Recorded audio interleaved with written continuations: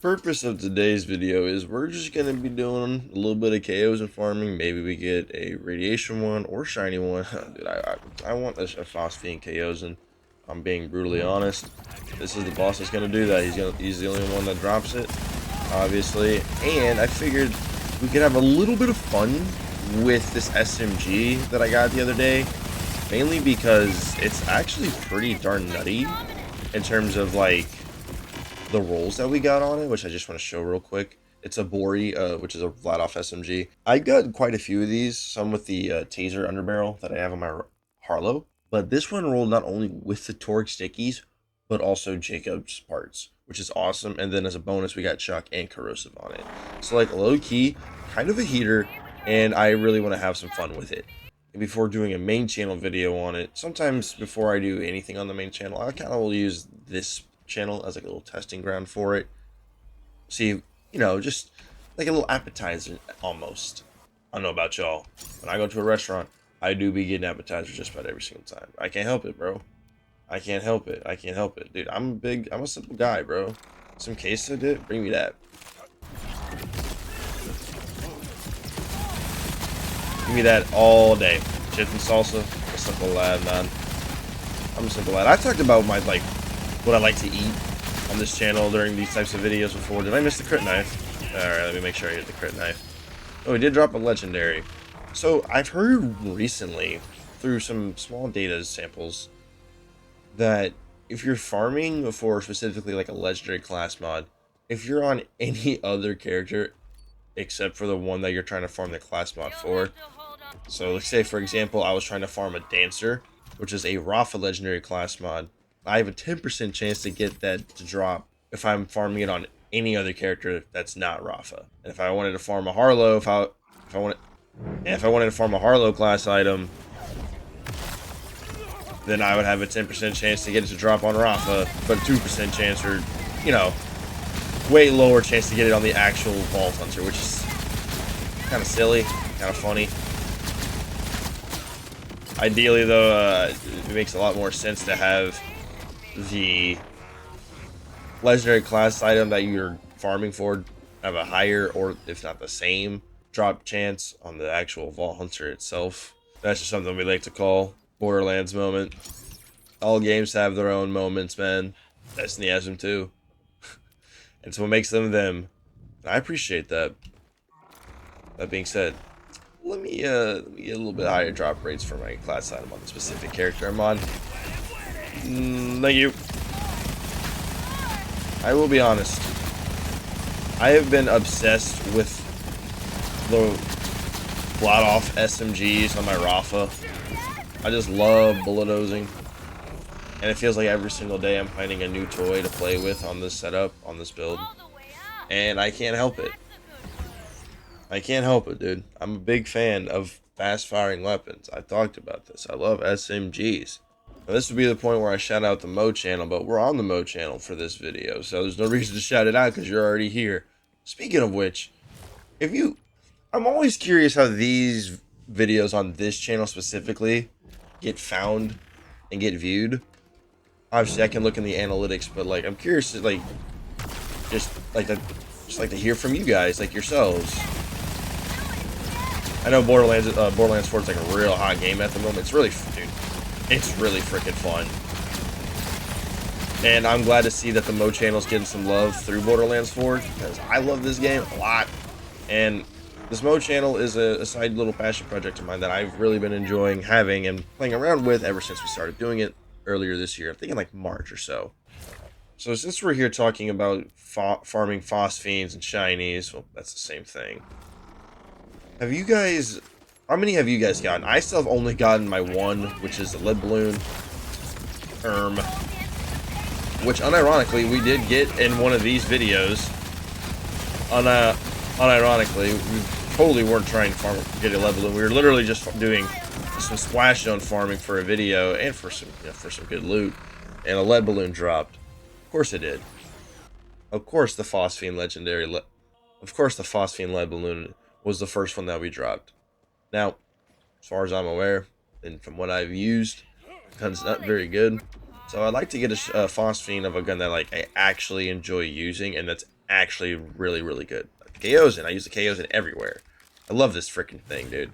You know what? Should we get a boss kill with? Nah, it's Boory time, bro. We're using Bory's on the thumbnail, so we're using the Boory. Also, if you're doing this boss co-op, there is a like a little cheese spot or spot up on this platform where even if someone is standing up here, as long as they're in that spot, you can have someone down below just buy the encore machine immediately, so you don't have to run through the portal every time. I want to say the spot's kind of like right around this area-esque, somewhere around here. Me and my buddies were doing it for a good chunk of hours the other day, and it's definitely worth admitting if you're farming, you know, a Kaosin, or worth noting rather, if you're farming a Kaosin or farming this boss in general, it saves you a little bit of time. And you know, in Borderlands, you're gonna be killing these bosses over and over and over and over again, so you might as well save some time in between where you can. So that is obviously something that we like to see and do.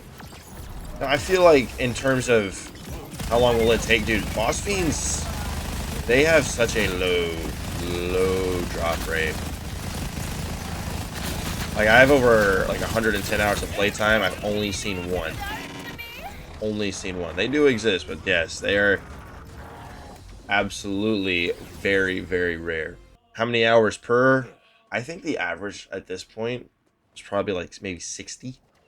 That's like 60 hours of like actual farming, like you're farming legendaries. They are very, very rare, but that is what I like. I like a chase like that, dude. I know some people, they don't really see the point or don't really care because it's just cosmetic, which, hey, I understand, but like, I know there's people out here that play some Pokemon. Y'all notice like the shiny hunt,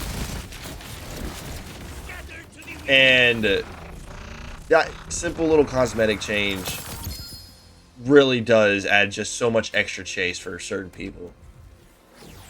It's nice because in some instances it's like, okay, the people who like the elite grinders, they have a super thing to go chase, right? Every Phosphine legendary in the game. And then for people who just want to get like a good build and don't give a care about that, that's cool. It doesn't provide any benefit, any bonus. But the people love cosmetics, man. Especially if it's an in-game like rare drop, people love that. You gotta look good, feel good, perform better type shit. Whee! I love the sound of the bullet hose. Absolutely amazing. I love it. Yeet. Yeah, and it's Torg. It's Torg and Jacobs, which is hilarious because that's not supposed to happen. You know what I mean? Like that's not supposed to happen. We have a Vladoff weapon with Jacob's parts, so we ricochet on crits, Torg stickies, and it has a Malawan ability to switch between elements. Dude, heater! Absolute freaking heater!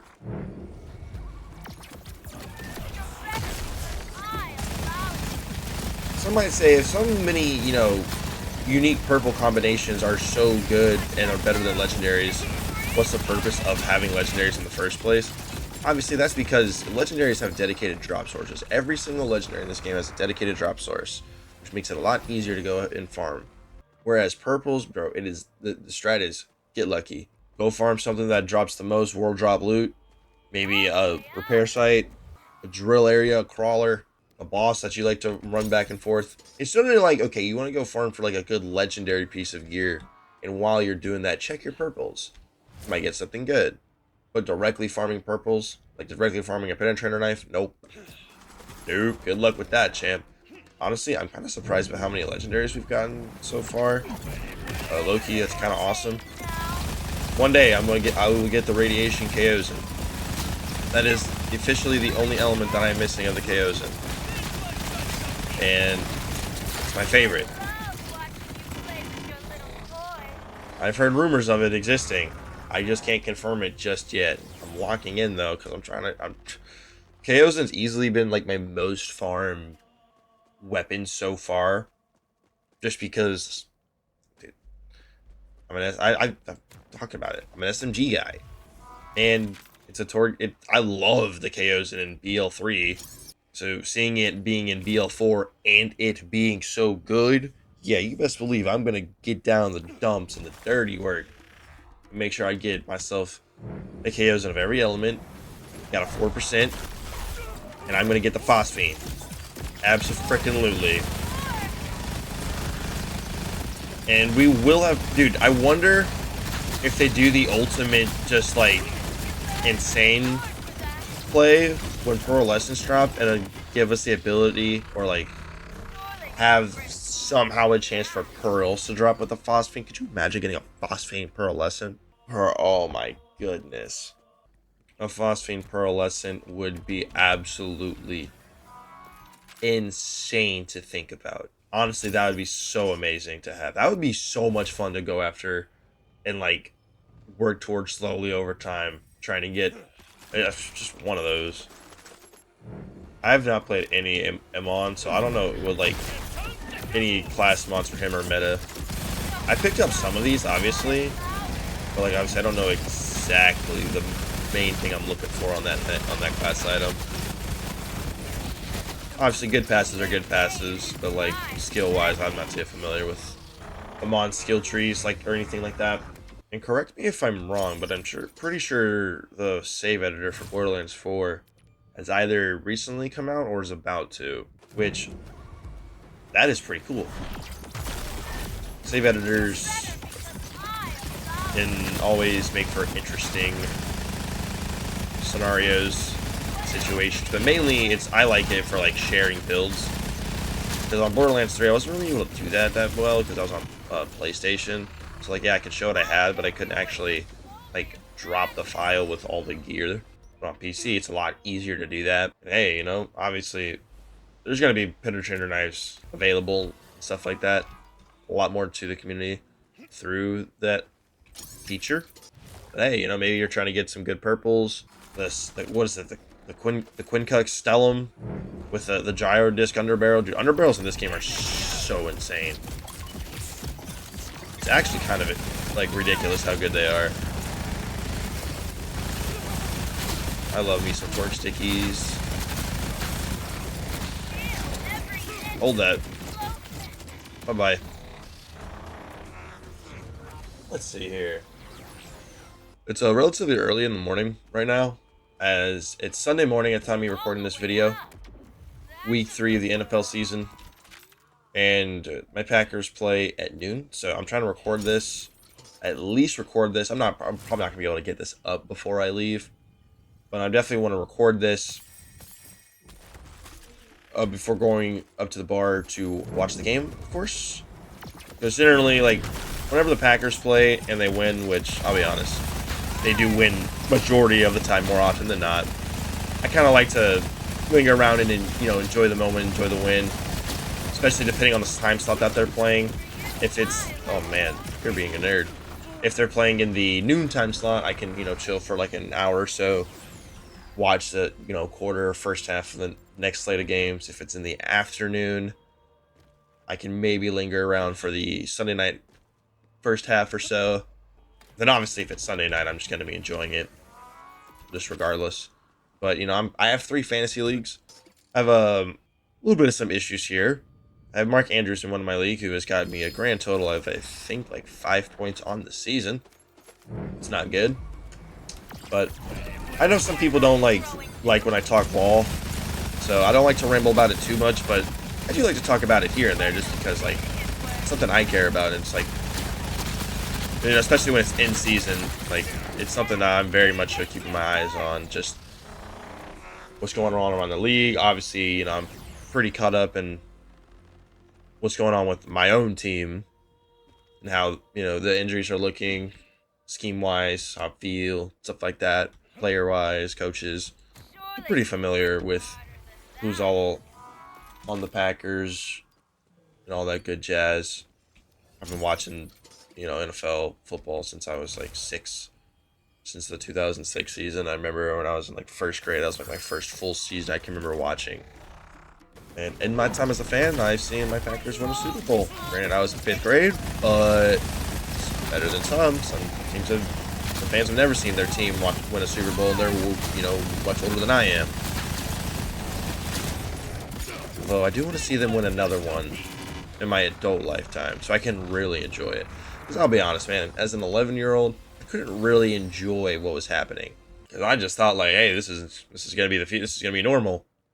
You know, this is awesome. We're winning the championship. Of course we are. Why wouldn't we?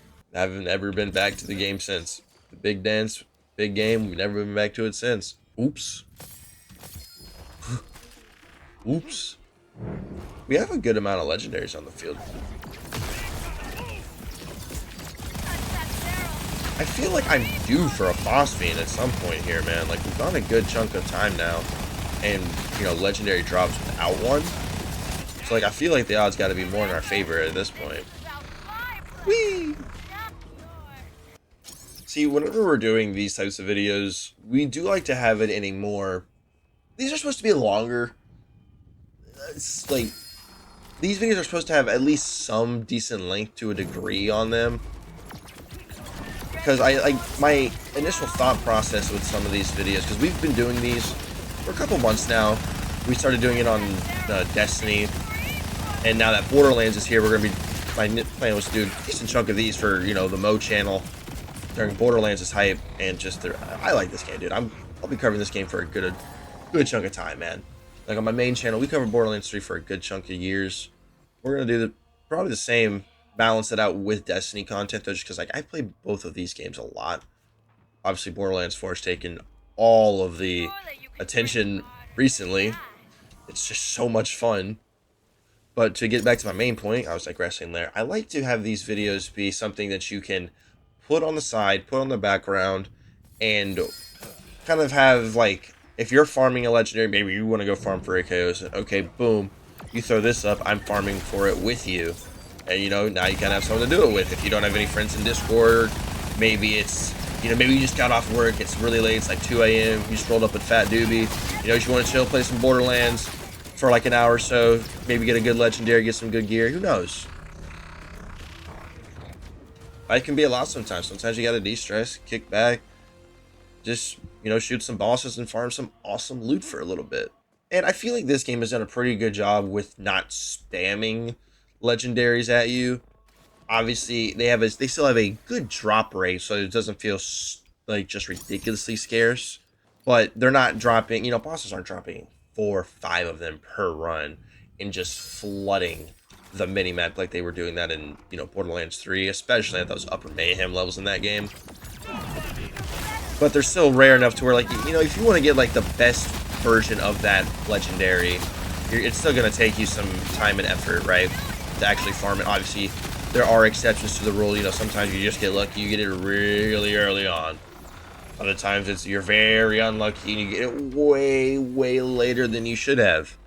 It's kind of the beauty of looter shooters, and especially Borderlands. In Borderlands 4, there's a lot of extra RNG going on to it, which is very well.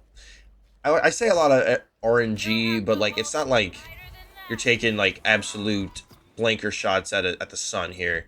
Like, you do have decent chances, and you know, it's not going to take too much effort like to get yourself a decent build to start snowballing and farming gear for like giga crack builds. And at least for me, I want to be able to have like a lot of characters have really good builds, just so I have a lot of different playstyles open and available to me. Because I feel like with these types of games, that's what makes them so much fun. It's just all the types of playstyles that you can do. Because especially with Borderlands, there's so many unique interactions. Like, dude, there's going to be, you know, builds later on down the line, especially when we get like DLC gear and stuff like that, to where you're popping a grenade. It's going to, you know, it's going to proc something on your shield. It's going to release a Nova, and that Nova is going to do like action skill damage as well as skill damage and ordnance damage or something.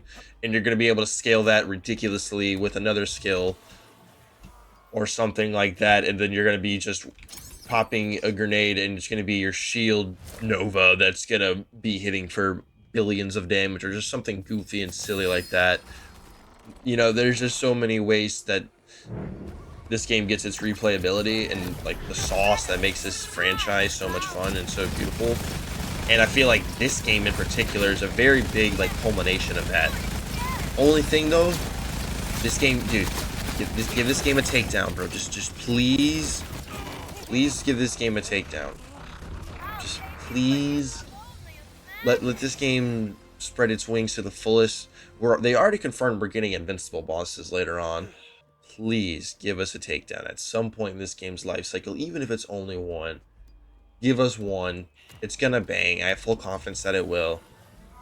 And let us hunt. Make the gear in there just amazingly good. I don't want to say by far and away make it best slot, but make all of the drops very like meaningful and strong. Like when the Kibsworth initially, like when the Balawon takedown initially dropped, y'all can't tell me that Kibsworth was not just amazing. And where did the redistributor drop? I don't think the redistributor was a. I know it wasn't a launch weapon. I don't know actually now. It's been so long since I farmed that gun. My point is that when the Malawon takedown first launched, fun fact, it launched on my 20th birthday. The Kidsworth was by far and away one of the best SMGs in the game, and it was a drop that only Wotan could drop. And I think that's awesome. You know, the equivalence of this game's like a raid boss or a dungeon boss at the very end of the mission of the takedown drops one of the best SMGs in the game. Let's freaking go. Value. I want to get in there and just run it on repeat. Now, another thing that I think that I've personally liked a lot about takedowns is that they're very high in, you know, both mobbing and bossing.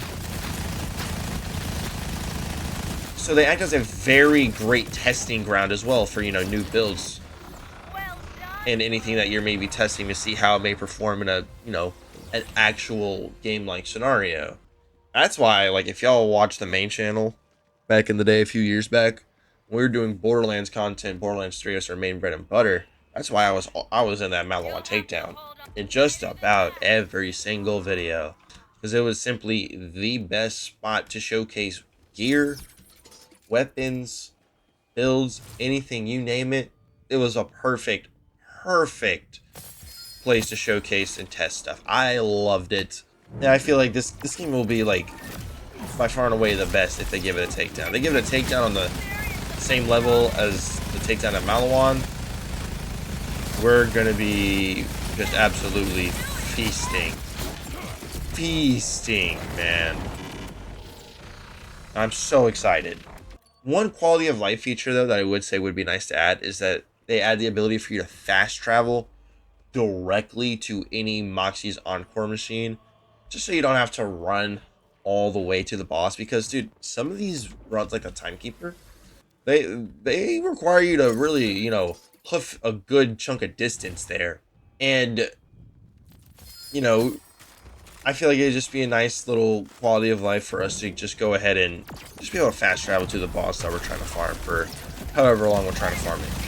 Especially if, you know, you're a little bit strapped for time, you know, you don't have too much time in your day, busy life, busy week, whatever it may be. Those extra, you know, 5-15 minutes or so that time would save, it'd save you some, you know, time you can invest into more runs because you're already just at the boss. You don't have to fast travel to like a silo or into a fortress and then run through the entire fortress to fight, you know, Vilector, Callus, Soul, or the Timekeeper, anything like that. It's just there. You're just there. I think that's awesome. I think that very good quality of life that this game would benefit from. This game has such a great foundation, and I feel like it doesn't require like any game sweeping changes or features to make it good. It's already a good, if not great game. Obviously some of the performance issues and stability issues on PC, that fair enough, you know, nothing's perfect. Me personally, I haven't had any issues with that personally. I've been vibing, but you know, it's not perfect. But the actual gameplay wise, the gameplay loop, the loot in itself, it's awesome. And I've only played 2 characters. I only have 2 level 50 characters. I have my Rafa and my Harlow. Next character I'm going to make is going to be a Vex.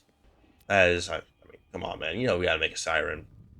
Got to make a Siren. I'll probably make and level up a Siren sometime this week.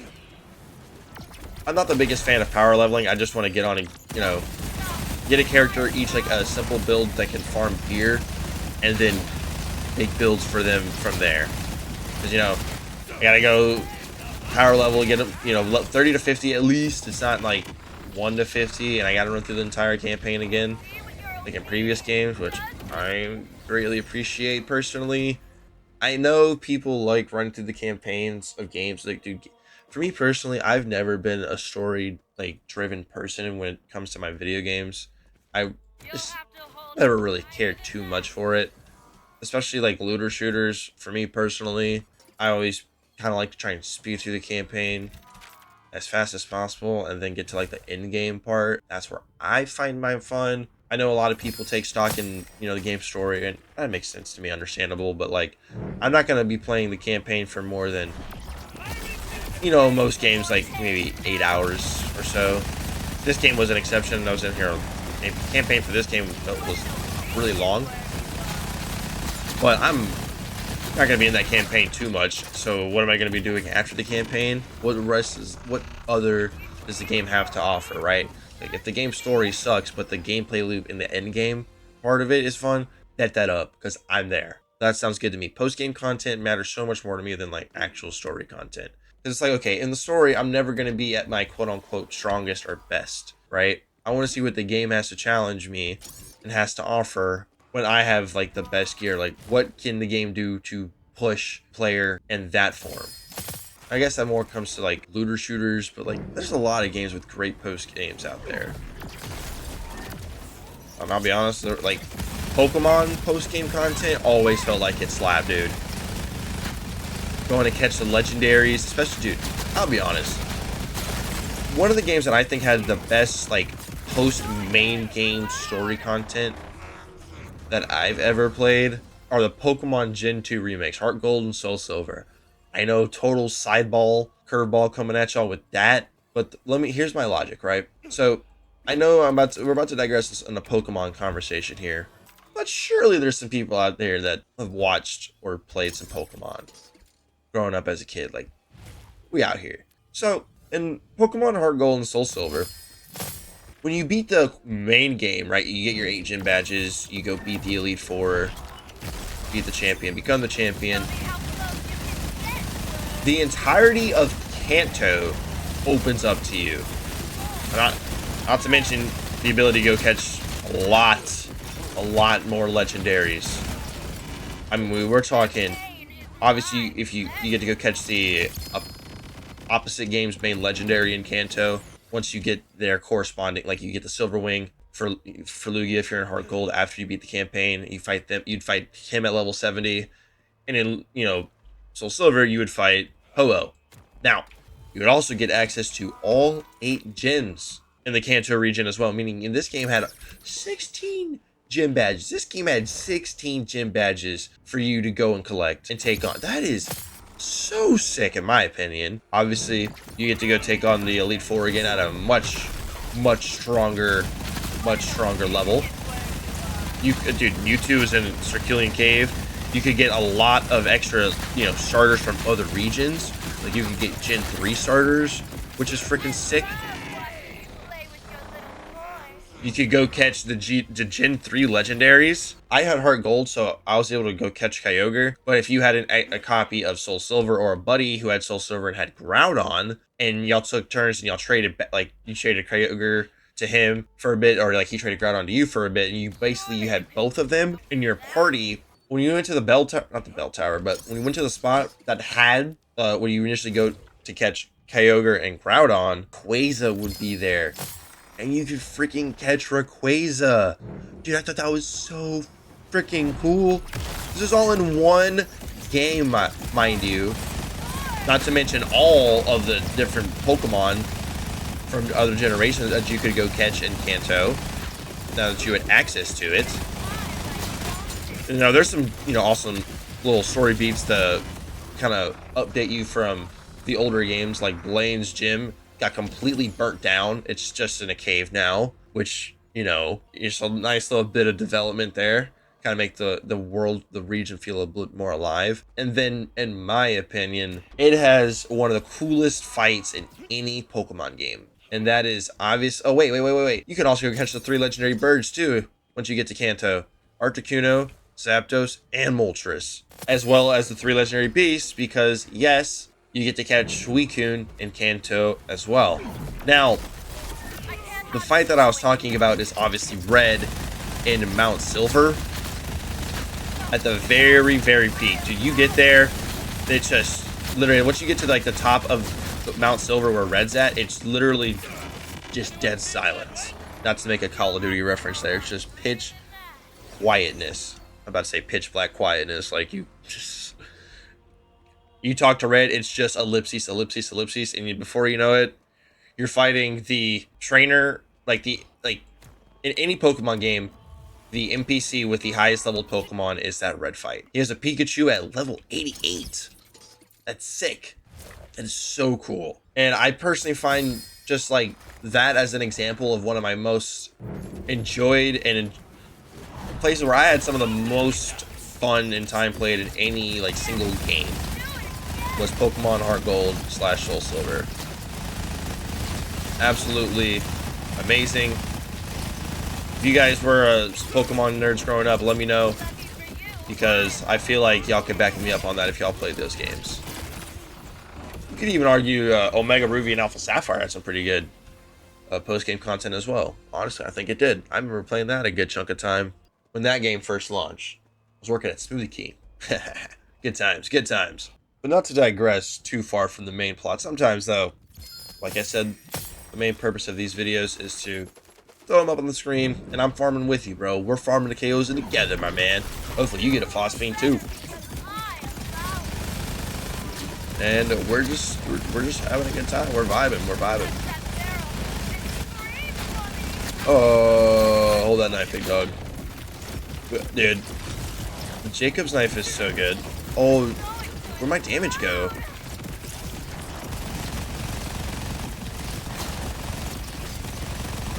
Or my damage?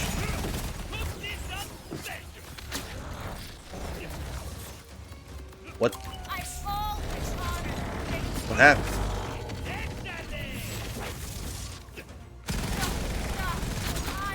Where'd my damage go?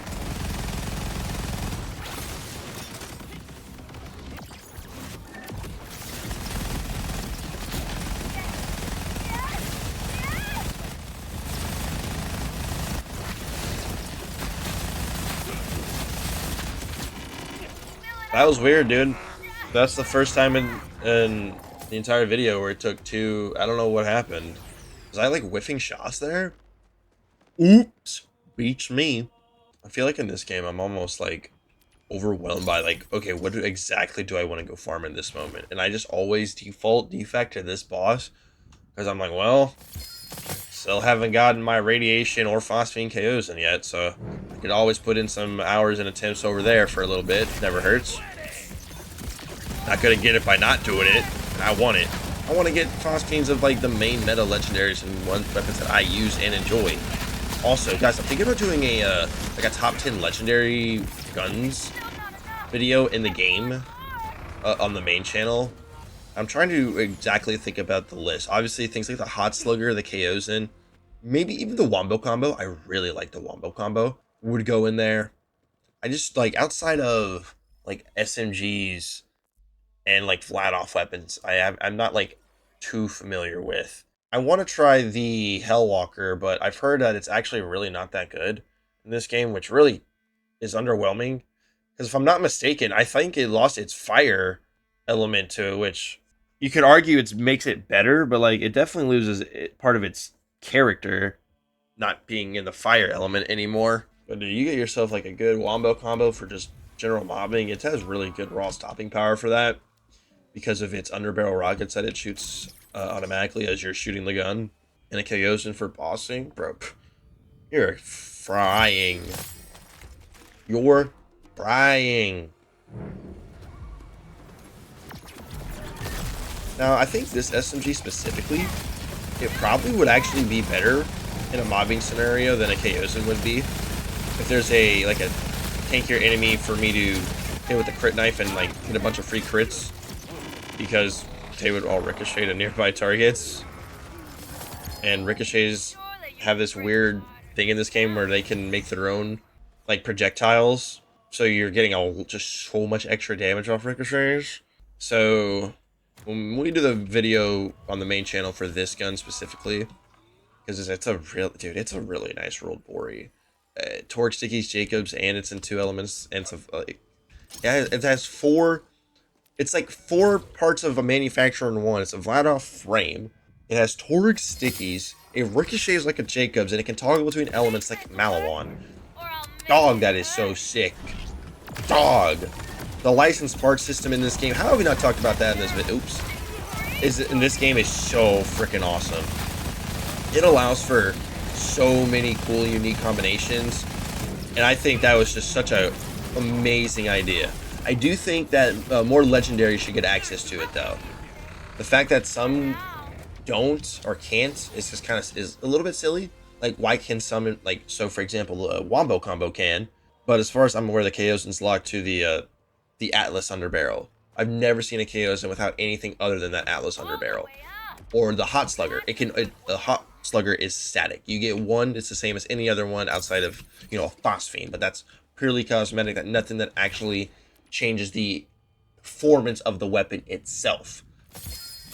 So where does that leave us? Well, it leaves us with a very fun system at its core that was introduced well, that just has maybe a very minor, slightly confusing, like, why not just put it on all?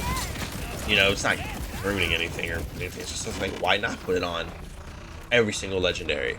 Every single purple obviously can roll with it. That's why the shrapnel launcher on a Jacobs is just so nuts.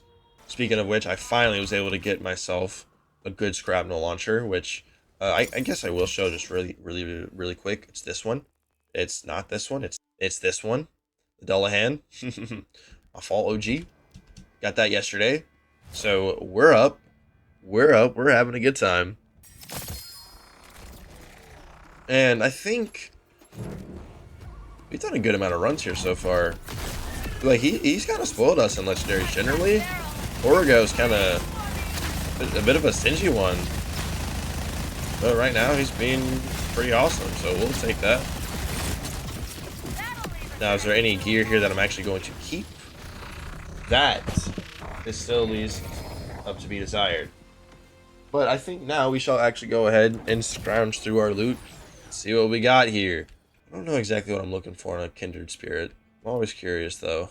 And something that I have an idea for is that I think invincible bosses are probably gonna have, like, are gonna be the farm for legendary enhancements, right? Because right now there is none. Right now there is no way for you to actually go farm a dedicated legendary enhancement, right? Oh, super soldier. And I gotta check just about all these purples. There might be an even better Boory in here.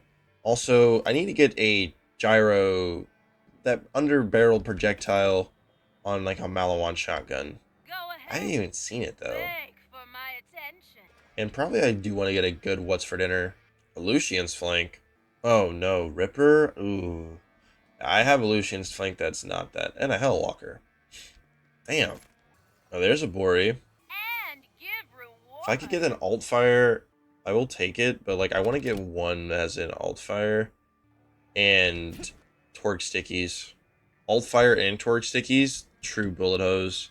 Some true bullet hosing potential. Ew, I don't have it, but I'll pick it up.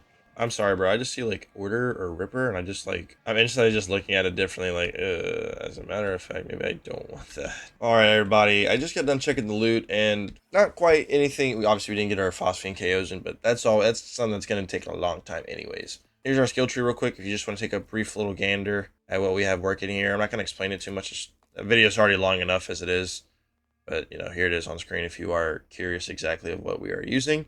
And shout out to this Boory. This Boory is actually pretty darn good. I do wish its rate of fire was a little bit higher, but hey, it's hard to... It's Torque Stickies, Jacobs, and a Malawan on a Vladoff SMG. We'll take that. Thank you all so much for watching the video. Y'all have a great day. See you on the next one.